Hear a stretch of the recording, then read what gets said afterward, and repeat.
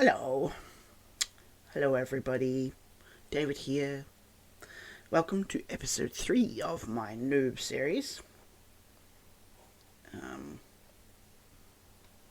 even the title illustrates how I am not young. Noob refers to the old leet speak of newbie being N00b. I didn't really speak that very well, but I was old enough to be young when people were doing that, the leet speech. But so episode 3, what are we going to do? Well, first I'm going to get off this tower because I can.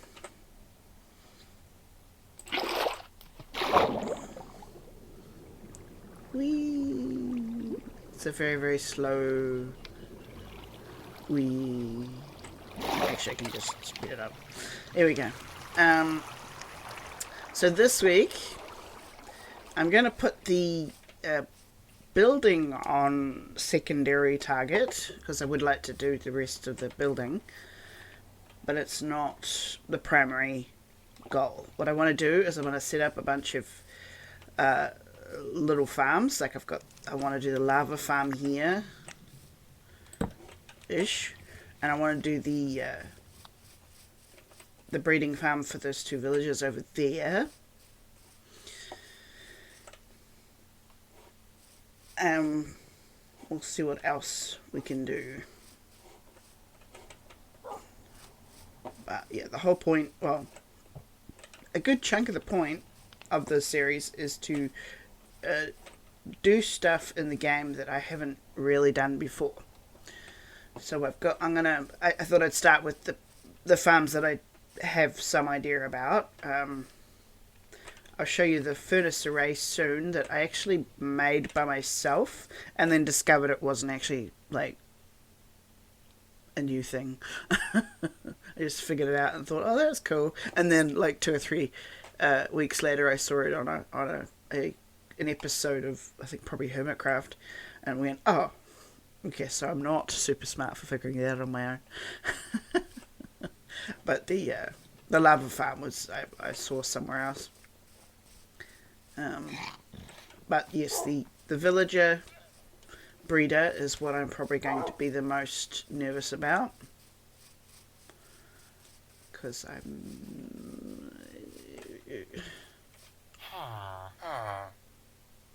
I'm nervous. But we'll see what happens. We'll be following a tutorial, and we'll see what happens. You can join in on my journey of screwing stuff up and learning from it. This is another sort of trick if you only cook your meat on campfires, you save on coal and fuel. But I thought I'd start the episode by doing a furnace array, which is why I've got some stuff in my inventory. Now, I'm just going to close this just in case. I do it in 2s. And I put it in a line so I can access both sides of it. It's too wide, and it's what's the word? Tileable. So I want it kind of here-ish near the door, because there'll be the lava thingy will be outside. So then I can take the lava buckets and put them immediately into the array. Now I've got 6 furnaces. 2, 3, 4, 5, 6. And then I do 2 for a double box, double chest. I'm going to put these down, facing, so they all end up in there. So that ends up in here. I always do that because I often screw up which way to put things, and that gets a bit annoying. Now, because some of the fuel will be coming from this direction, I'll make this side the back of the arrays. So put down these. 1, 2, 3, 4, 5, 6. Now, I always have to think about it. So it goes out through the bottom, and if you put things in the top, they go in the top, so the back is where the fuel goes.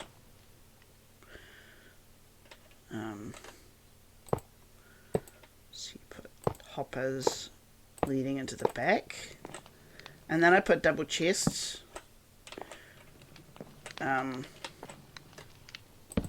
just because it's less individual chests having to, and this is also why I do the array in 2s, even though it's stackables in 1.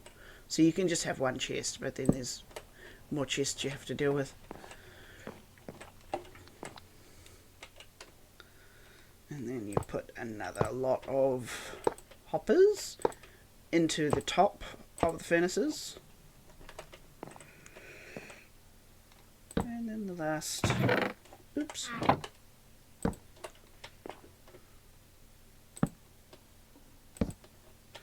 lot of chests. So that's fuel. So if I put that in there, that goes in the bottom. And I put what needs to be burnt in the top. And there we go. It's now making coal. And once the coal is made, it ends up in there. Now I'm just doing coal for the moment because, not coal, charcoal, so I don't have to think about it. See, then there's 2, if I do it in double chest, there's 2 double chests, 2 furnaces making coal. Now, if you're smarty pants, you can actually lead these into an item sorter and then into a big filing system, but I'm not at that stage yet. No. I'm just happy that I've figured out a way of automating making things. If you want to put other things in, you just do that. What I normally do is make the lava farm, and then I just put a certain amount of buckets in the circuit, because if you put a bucket in there, it empties and it stays empty in there. So in order to get more fuel, you have to actually manually take it out. I haven't quite figured out why that happens, but that's where I'm at with that particular thing. And I thought of that on my own once I was fiddling with the hoppers and which direction things went. I'll just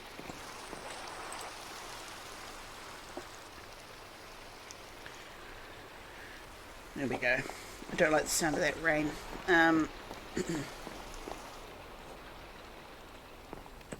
So I think I did pretty well to do that on my own. The lava thing is relatively easy. It's based on a similar sort of similar. It's not very complex. I've only got 3 buckets of lava at the moment, so I'll do 3 and go from there. Now, I'll put them here-ish.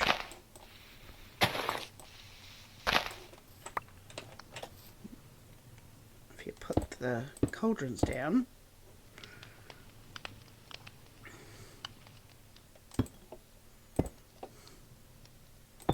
Now, leave a gap, the pointy thing, the dripstone,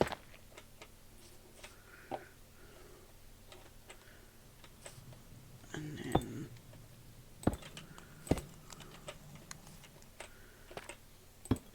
I generally put the frame on first because the times I haven't done it correctly or in a specific order are the times when I've gotten things burnt down.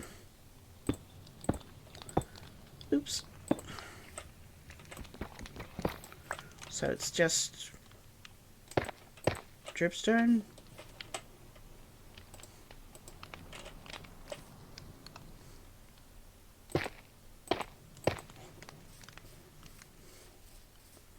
this is the other reason why I put it next to this is so I can go up here and then finish it off.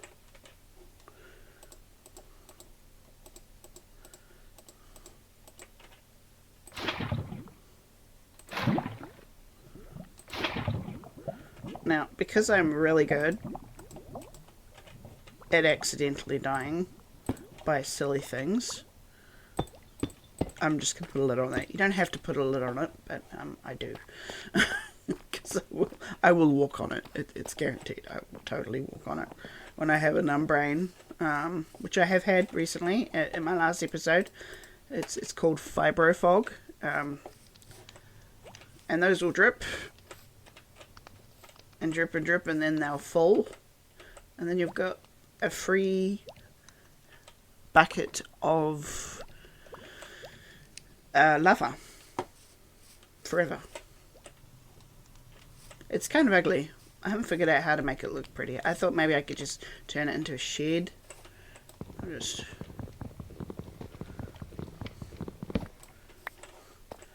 not quite a shulker monster, but I'll try and tidy up. I thought I could turn it into a shed by putting like a door on it or something, and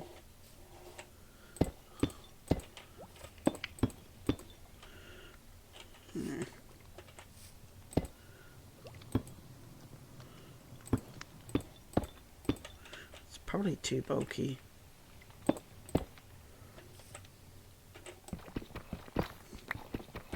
It's definitely too flat.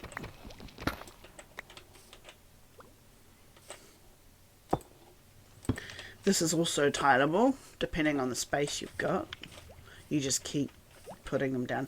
But these, the cauldrons are quite resource heavy. It's quite a lot of iron. 7, I think, 7 ingots. But yeah, when it fills up, I'll grab a bucket of lava, go in here, and then chuck it in there for the fuel.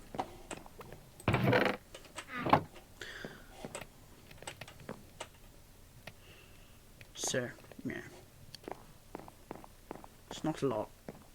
Not fancy, but it does automate a couple of things. Next is to do this thing. So I will make the villager breeder part, which will be in this corner here, and then I'll have the hall along the side. I may even put the breedy thing here, so it's enough away from the villager hall so that it can continue producing babies. But I'm going to do that on montage because I'm probably going to swear a lot, and well, obviously my channel isn't directed at kids. I don't want to be sweary and get in trouble. So now we say, cue the music and wish me luck.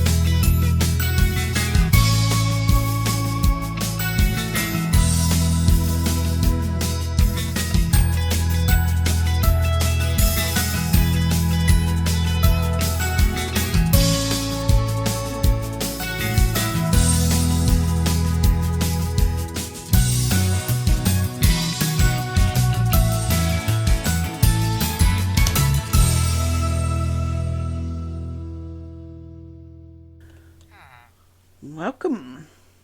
This is my design world. This is me trying to figure out how to make a good villager breeding program. Farm. This particular design was the first one I tried. It's done by impulse, and I thought I'd copied his instructions exactly, particularly with the very complicated places of trapdoors, and it won't produce a baby. I give them heaps and heaps of food, and they do the love heart thing, and there is no baby. I can't figure it out. And I got very annoyed, and I went, pfft, and went and found another video, and that one didn't work either. It produced one baby, one villager baby, and then it stopped working. And I made a rail track around the edges of the containment area to pick up the baby that kept running everywhere, and I couldn't murder it because it was running around. And then I got annoyed because the whole thing just stopped working, and I killed it. I totally destroyed it. I destroyed my attempt, and instead I've made a merry-go-round for villagers. This is how frustrated I was trying to make the second one work. So then I thought, well, okay, normally what I do is I do things on my own terms. When I try and do things the way other people do it, about half the time it doesn't work, and I just get annoyed. So I decided to grab all the bits and pieces I've been seeing in videos, and make my own. And it works. I added it on a farm as a second thing, because once they do their own farming, then I don't have to feed them, and they just make babies randomly. It's about 1 or 2 a day. It's quite helpful. They also irritatingly make meowy cats. Now there isn't a baby. Like, I can't get this baby. You put these down, and if they're in the right position, they'll skip into the rail track, into the rail cart. But he's sitting somewhere where I can't quite get it. But all of the tracks go to the same place. So he'll sit there until he's grown up, which is mildly annoying. Actually, it looks like there's more than one there. That's interesting. Because there's 2 noses. See? But as you can see, there's plenty of babies. It produces quite a few babies. So hopefully the version I've built in survival will work just as well. Although I have no idea what I'm going to do with all the cats. Before we go to the next thing, here is an idea of some of the grinding involved in creating a villager trading hall. And this doesn't include the hell that is getting little blighters into a controlled space in such a way as they cannot escape. Because if they can, they will. And they do. So, if you want a villager that will trade a particular book, such as mending, which is an enchantment that repairs your stuff whenever you get experience orbs. So to get the right trade, you have to put down the lectern in front of the unemployed villager, wait for the villager to become a librarian, check what trade has been randomly generated. If it's not what you want, you break the lectern, wait for the little hat to come off, and put the lectern back down again. Then you repeat cycle. By the time I realised I probably should be recording this process to show you I'd already been grinding for about an hour and a half. It got so bad in the middle, I went grinding in the mines to keep from going out of my mind. Which, to anyone who's done Minecraft mining with iron pickaxes, you'll understand how desperate I was. But I'd been doing it for so long that when I finally got a mending villager, I had a double take, and then a triple take, and then I stared at the screen for a while in shock. But I now have a mending villager. And welcome back. There is the pretty rainbow, which I love in the shader pack. So it's been a bit of a hot minute since the last bit of video that you just saw. It's been almost a week, I think, since I actually did record it, because I had a triple whammy of my chronic illnesses. My asthma went completely off the charts because it's summer here, so there are like waves of allergens in the air, and I got a fibro flare up, and I got glutened.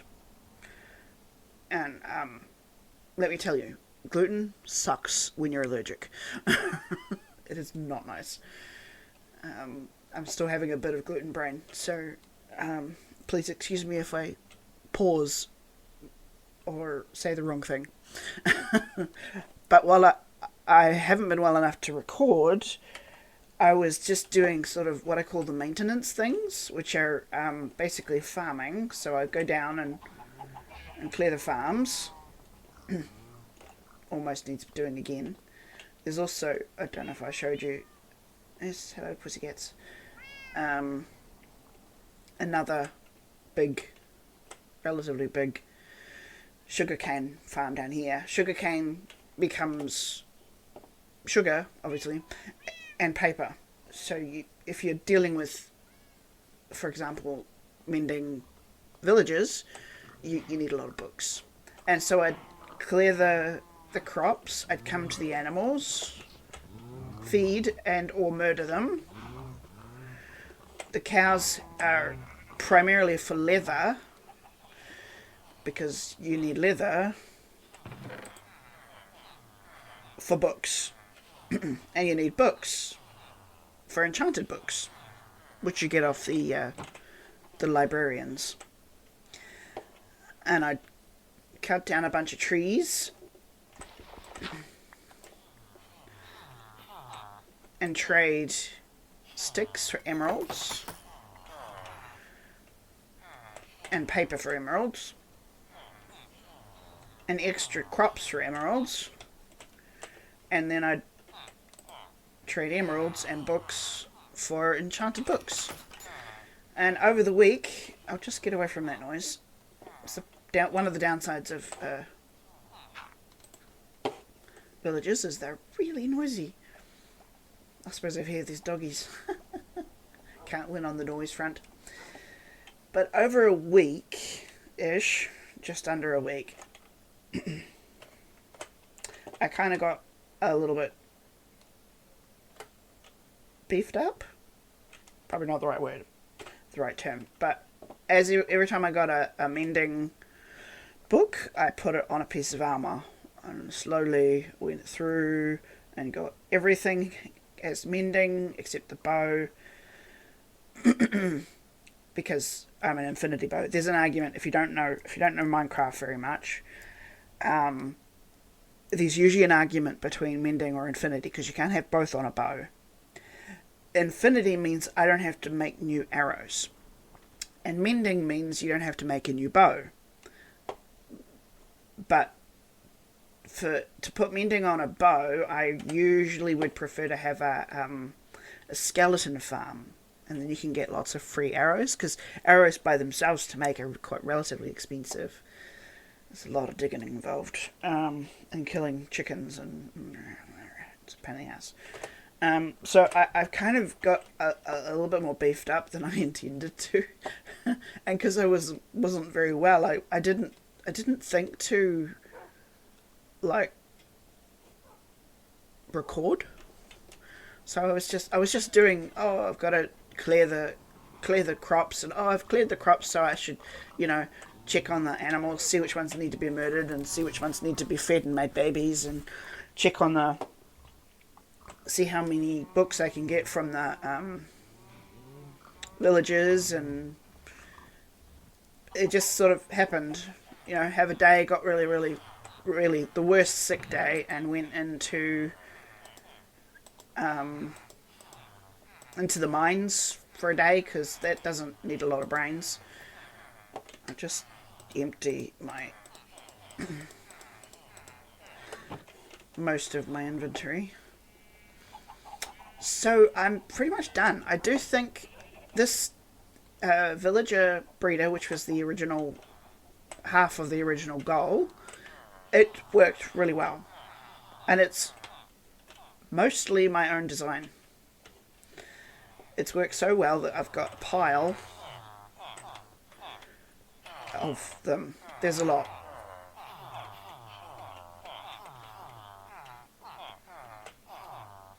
Yeah, they're a bit noisy. And that's okay. So I have to figure out what else to do with them, or if it's possible to stop them breeding, like put a pause button. I definitely need to put doors on that. I put that there because I didn't show the footage because it was long and arduous and embarrassing, but little blighters got out and went. They jumped off the fence, and I managed to trap 2 of the 3 that got away in here, and then I had to get them back up, and then I had to go find the 3rd one. It was not a fun time recording that bit, and then I realised that I couldn't show it very well with the replay camera. So I chose to take it out of the montage. Sorry, still trying to get away from the noise. But I've done everything that I had set out to do to get the villager breeding thing work, even though it was... Oh my god. The design world, I spent so long swearing. And the villager trading hall is okay. It's not all that I want it to be. The prices are horrendous. But, like, for example, to sell sticks, it's half a stack of sticks for an emerald. And that doesn't sound like terribly bad if you don't know Minecraft, but it takes 2 blocks of wood to do 8 sticks. I haven't worked it out, but it takes a lot of wood to sell at that price. There is a way of making the price go down permanently, but it involves having a brewer's stand, which, if you can't steal it from a village itself, which the 2 nearest ones don't, I can't. There isn't one. But you still actually have to go into the nether to get blaze rods and blaze powder, and I may be tooled up to do so, but I'm not really ready to do the nether right now. It's very stressful. It's like Mistlands and Valheim.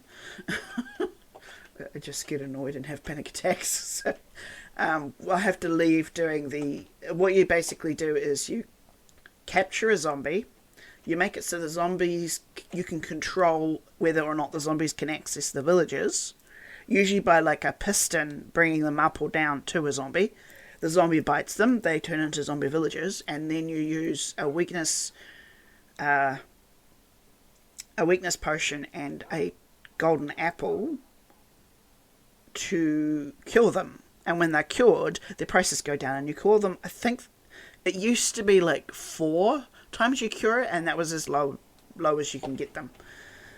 You can get them lower temporarily by starting a raid by some pillagers and winning, and not, not letting the villagers die. But I'm not really... I have to set up, I don't know, a safe zone so they can't get up these steps. And then just do the raid with a bow. So it's... There's a few things I can do, but I'm not doing them right now because it'll take too much right now for me. I wanted to do one thing at a time. So the next episode, episode 4, I'm hoping I might actually dedicate to building, because I still haven't put a roof on the castle or extra towers to make it look less gross from the other end. And these two buildings need to either be connected or at the very least have roofs on them. I had thought of having that there, and then where this track is and the boxes be another part of the building. Maybe make this wall actually glass so that they link together. So it'll be light when I go in. But we'll just see what the muse does. It's dark. It's very pretty when it's dark in this in these shaders, but it's still dark. So I'm going to do a B-dubs and sleep.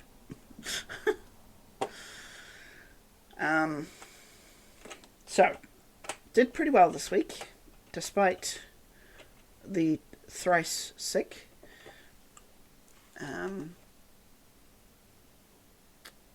Got a breeding farm, a villager breeding farm that actually works too well.